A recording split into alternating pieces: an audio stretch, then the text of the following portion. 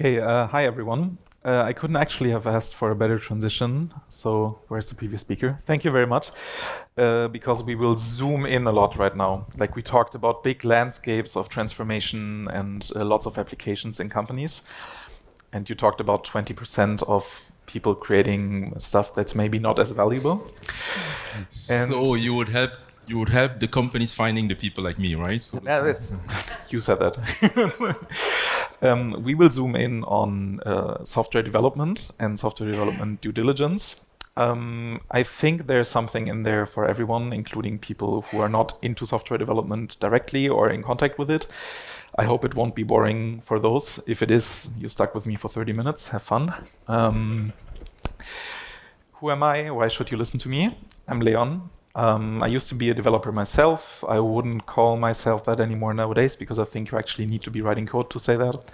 And I actually don't do that anymore for a long time. I turned startup CTO several times, did that for a while, and at some point founded my own company here in Frankfurt called Opencreek, which is a company consisting of lots of other people that used to be in software startups, mostly developers and product managers, but also like people with management experience and strategy experience. And we basically help people to do software projects. So we do impact-focused custom software development, which is a mouthful, but it mostly means we put teams on projects. We ask why a lot until the customer is annoyed, until we actually understand why they're doing what they're doing. And then we take on the project fully, including strategy, concepts, product management, development, infrastructure, everything that's part of the project with a full-time team. But I don't want to bore you with what we're doing. I'll give you a small ad in the end again, but now I actually want to talk about due diligences because that is also something that we do. It's actually not something that we originally planned. It's just something that happened.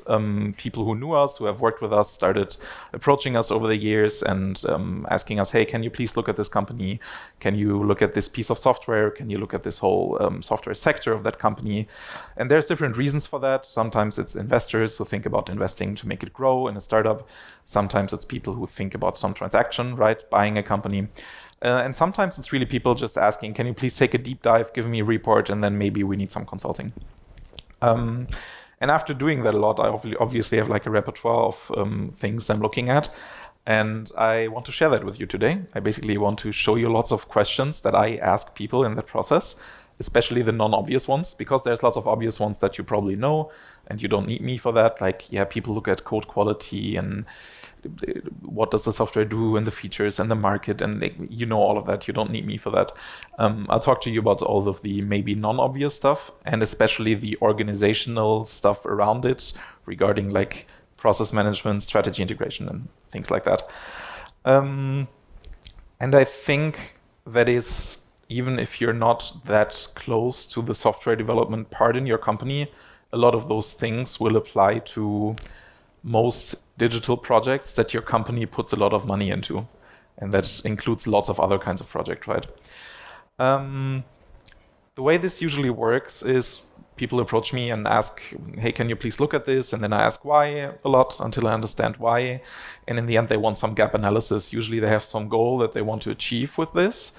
And they want to know how big is the gap between the status quo and that goal. I want to do X, Y. What needs to happen? How much more money do I need to put into it to make it happen?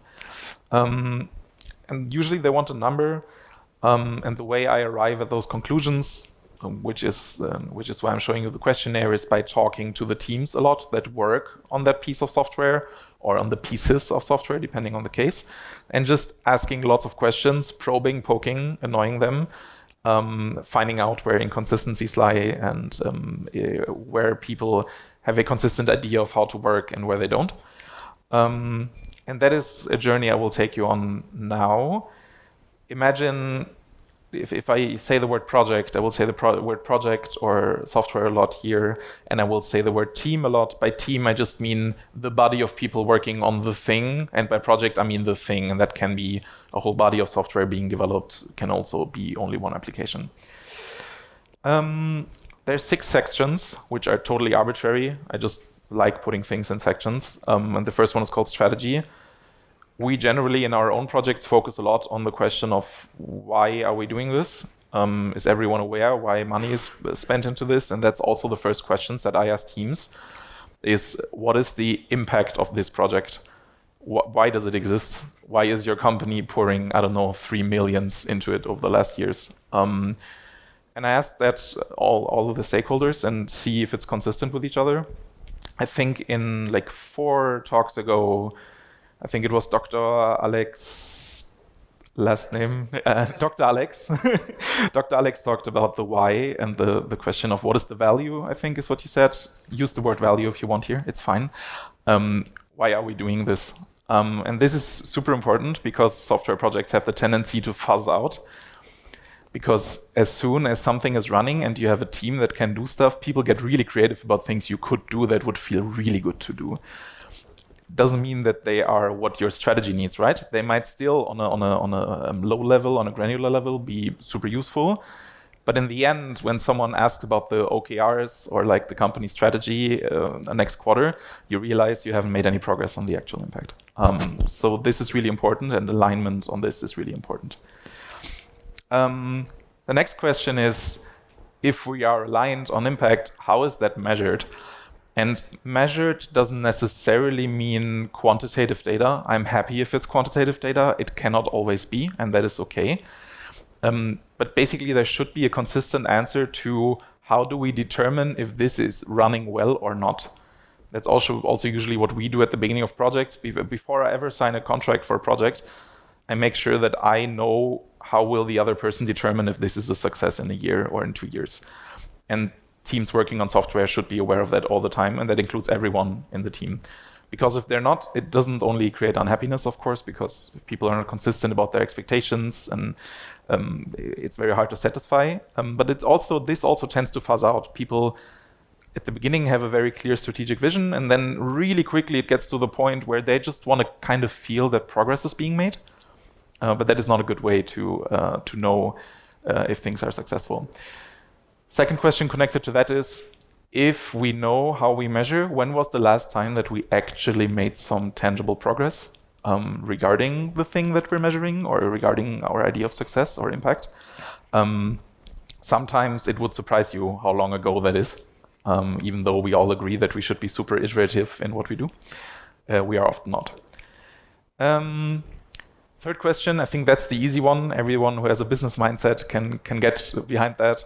How successful has it been so far? We poured in 3 million. What is the impact right now? And I'm fine with also taking in extrapolated impact from where we're at right now, but without making any more changes. I want to know status quo, what's the ROI basically on the goals that we have agreed on. And if there's other impact in other areas and the company has discovered that those are important, it's fine. But the question is again, what's the ROI within the strategy, within what we were trying to achieve? Last question, that is a very soft organizational question. Are the different stakeholders aligned on the answers to those questions? And how would the stakeholders that the team talks regularly to, which is what I will talk to about on the next slide, how would they answer those questions? Would they have answers to those questions, or do they think it's not important for them? If there's no consistency there, it usually means that there has already been lots of development that did probably not create the impact that we would have needed, and that widens the gap, right? And it just raises the sum of money that needs to be put into the thing to get it to the point where it needs to be. Okay, next section, input. All projects, software projects specifically, because even though we like to think of developers as engineers, it is inherently creative work. It needs input. And input and ideas come from lots of different places, and there's lots and lots of ways to process it. And there needs to be an idea on how to do that. So the first question I usually ask for software that's running is, are you collecting data in any way? Because your software is deployed somewhere, it has users. We've just seen like big landscapes of software serving lots of employees that use it day to day to do their job. There is lots of data that happens there, and the most important stakeholder in software that runs is the user. And the user rarely talks to you directly. At some scale, you just can't do it anymore, and it's okay. but do you leverage the windows that you have into the world of your users? Because it's your application, right? You have the data, you're able to look into it. And that can be quantitative data, but it can also be qualitative data. This can mean, are you regularly just reviewing sessions of users using your app? And do you understand how they use it? Or have you really not looked at that for maybe a year and you're not aware of the crazy stuff your users are doing with your software every day and you're not even noticing? The next question is, who is the team? So the people working on those projects, who are they talking to and how often? This is something where the anti-pattern that I'm looking for when I'm asking that question is usually, is it still the same people in the same frequency as 3 years ago, even though your software has developed like crazy and is now being used by thousands of people in your company or outside of your company because it's a software product? Has that changed? Are you adapting that? Are you re-evaluating whether you're talking to the right people and if their input is still valuable? Are they still in the same strategic positions that they need to be in for this project to work? This is very, very often a problem. Like you very often have like some form of committees or some form of regular meeting processes starting at the beginning of a project, and that's just what it is because people really like being involved. So it doesn't change by itself. The next question is, with all the input that you're getting, how do you prioritize? This is obviously like a super big question, and it depends heavily on the project. There is no correct answer to this question, but there are incorrect answers to this question, specifically ones that are inconsistent between different people working on the project. Because very often, stakeholders giving input from the business side, developers, product managers, and users will tell you completely different things when you ask them this question, and that's not good. Right? There should be a process and an idea on how this happens. And it can be very different depending on the project. I really don't believe in one big prioritization framework. Do RICE scoring if it helps you. Do regular workshops with Post-its. I really don't care. Just make sure that it's consistent and people agree on the goals behind it and on the methods and on the ideas, on what you're trying to achieve via prioritization. And the second question, depending on the method you're using, is, are you doing your research when prioritizing? How much work are you putting into the super annoying tasks of actually figuring out what the impact of this would be? Who will it reach? What will it achieve? What business value will it generate? Because usually it is possible. The bigger the company, the easier it is. That's actually pretty nice in bigger companies. It is usually possible to discover that, but it's often not happening because people really like trusting their gut and just feeling like they have an idea. And that really lowers the quality of what we're doing. Last question, kind of connected to the first one, is there user testing? It's like one of the very few methodologies where I would say you really need to do it. If you're not doing it, please start now. Make people use it and watch them using it, because this is the only way to understand how people interact with your software and what they feel like and what they think about and how they struggle and what they try. It is super, super important. And if you don't do that, and if you don't do it with everyone involved in this, people will lose connection to the users using the software. And you cannot replace that by them talking to the manager of the people using the software. It doesn't know, because the manager also has no idea what their everyday looks like and how they think, how digitally capable they are, what kind of weird workarounds they have been using for half a year. It's not over there. It's really, really important to know that, and it's really important for a team that handles significant resources, because let's be honest, software development is super expensive. It's not something you should do lightly. Steering that is important, and you should know, everyone included in the team should know who are the people that will use this. What are they like? Because everyone in the team, it doesn't matter what your process looks like, makes micro decisions every day that impact their experience. And you need to align this.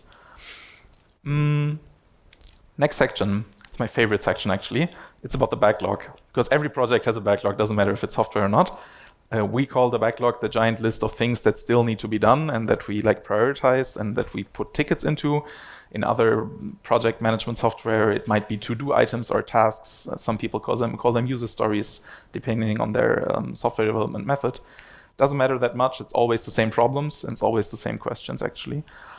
First question, I usually ask regarding people's backlog is there any standard for the stuff that's in there? Like, I have a giant list of tasks, maybe 200. What will I find if I open those tasks? What will the content look like? And the question is not, do you have a template? Yeah, most people have some form of template. The more important question is, what kind of information does this template make people put into it? And is that information actually being put into it, or are you now just using some agent that fills out that template? It's actually not a very useful way to use agents, by the way. What is in there? Are you asking the right questions? Very often the problem here is that people really like focusing on the what and not focusing on the why. And then you have a giant list of things that need to be done at some point, which all say what need to be done and are not good at giving you any idea of why this is important at all, who wants this, what do they want to achieve with it, what impact will it have. This is very, very often what happens, and it leads to problems. One of the problems that it can lead to, if that is the mindset, is spending too much time on plans too early in the process. So basically, the question I ask is, if you look at your development process as like a full value chain from start to end, when do you invest work into an idea? At which points do you invest how much time of your people? Because we nowadays know the world is ever changing. We generate lots of insights by things being used. Plans change, plans need to adapt, and we have processes nowadays called agile and all the sub versions of it that adapt to that. Every piece of work that you invest into a work item that ultimately doesn't get done is wasted. And the problem is people really like to invest work into future work items, because investing work into future work items feels really nice. It's very easy to do. The world is perfect. You can just imagine the way it would be. You can sit down and do your discovery and write everything down and make a huge perfect plan. Then you can put it in and you feel good. You feel like you created value. The problem is if you have a giant list of things that are super, super detailed and that you move around all the time, and then every half a year you cut all of it, that time is gone. And it hasn't created any value. And those people could have done something different, and they should have done something different. Again, I'm not saying there's a right answer to this. It super depends on the project, on the maturity level, on the velocity and all of that. But there needs to be a consistent idea of how are we in deciding when to invest how much into an idea. And the answer is not as much as possible as early as possible. That's definitely not the right answer. Okay, my favorite question of all on all of those slides is, how big is the backlog? I always ask people, because it works no matter how big the project is. I ask them if they can put it in a time, like in a time number. So how long would it take you to do everything in your backlog if you would add nothing to it from now on with all the resources that you have right now? And the answers vary wildly, and I get crazy numbers. I get people telling me, yeah, like 3.5 years. I'm like, so, oh, okay. So you have a backlog of 3.5 years of work that is sitting there, and people often don't see the problem. They're actually proud of it. They're like, it's an asset. We have put so much work into this. Look at this. It's information. It's plans. It's ideas. It's concepts. This is so valuable. What they don't see is that there's one of two problems happening in situations like this. Either you are actively managing your backlog, which means you are updating your plans, you are reprioritizing everything against everything. That's a quadratic scalable problem. It's not very easy to do. Prioritizing a list of 300 things as a human is basically impossible, and AIs are not very good at it, actually. And you need to update your plans. So all of that work, if you put that into 3.5 years of work, that's wasted, right? Like it will be very inefficient. The second possible problem, if you say, no, we don't have that problem, is, or you're just not actively managing your backlog. You just put things in there, and then you feel like it's nice. I wrote it down. I've put it on my big pile of stuff. My big pile of plans has grown, and we have more ideas, and it's super valuable. They just lie around. Those ideas are worthless, usually, because they haven't been touched in a year. No one has looked at them. No one even knows why they got there, why we wanted to do it in the first place. So, incorrect answer, 3.5 years is definitely not the right answer. The right answer depends on the context, as always. But it's very important to make sure that the backlog is meaningful, and usually the problem is that it's too big and that people are not good at killing their babies and regularly just purging ideas because they think that it's important because it felt important at some point. Things that are important will come back. not every good idea needs to be written down, and not every idea that has been written down needs to be kept around. I think that's the important learning usually. Last question is, what do your lead times look like? So lead time for me is the definition of first idea to actual value at a user, customer, employee, whoever uses it. My favorite anti-pattern that happens here is that people tell me they have a backlog of 3 years, but their lead times are really short. So if someone has a good idea, it gets done within 2 weeks, but I have 3.5 years of work lying around here. That's not good. If that happens, we have a problem, because usually the pattern is then we have meetings every other week where we talk to the same people. They have ideas. We write those ideas down. We put them on the top of our list. We do that, and then we do the cycle again, and we could just delete the whole list, and it would really not change what we do in the next 6 months. And I think it should be clear why that is a problem. That can be closely connected to the question of how often do you manage to actually ship things out to your users? So how often do you deploy? It's also crazy that this is still a thing I need to ask nowadays, and people still give me very wild answers, like, I don't know, every 4 months. It's not often enough. You should change your processes. You should be able to do this every other day. If not, there's like a whole bunch of anti-patterns that you can read about in every agile guide on the internet about. You don't need me for that.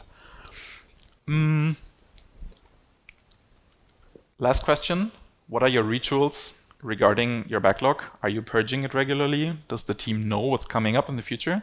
Can they make decisions based on what's coming up? Is the backlog meaningful enough that the team actually trusts that what's in there will actually impact the future? Or do they already accept that whatever is in there is really doesn't matter, and they just listen to you talking about the next 2 weeks, and that's the only context that they will actually take into account?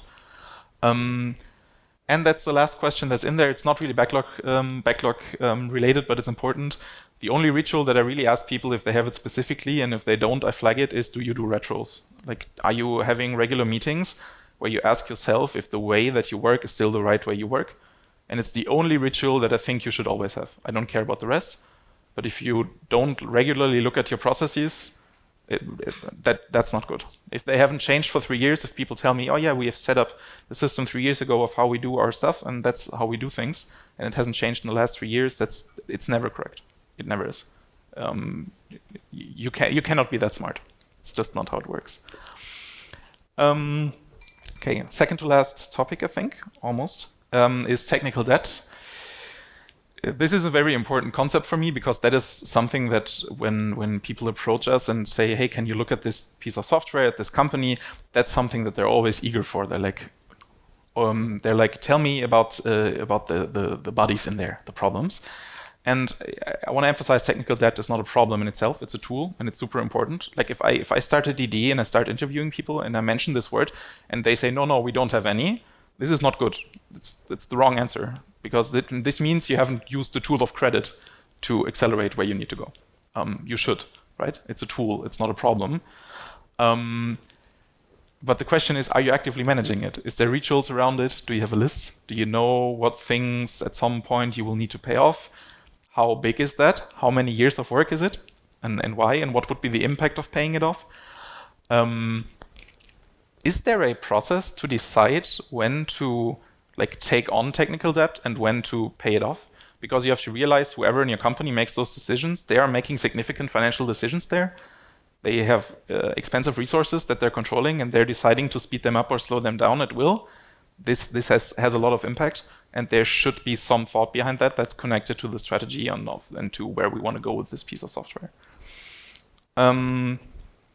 Last technical debt question is, how do you monitor signals of hidden debt? So you take on technical debt sometimes without wanting it, because you make bad decisions. It just happens. Humans do that.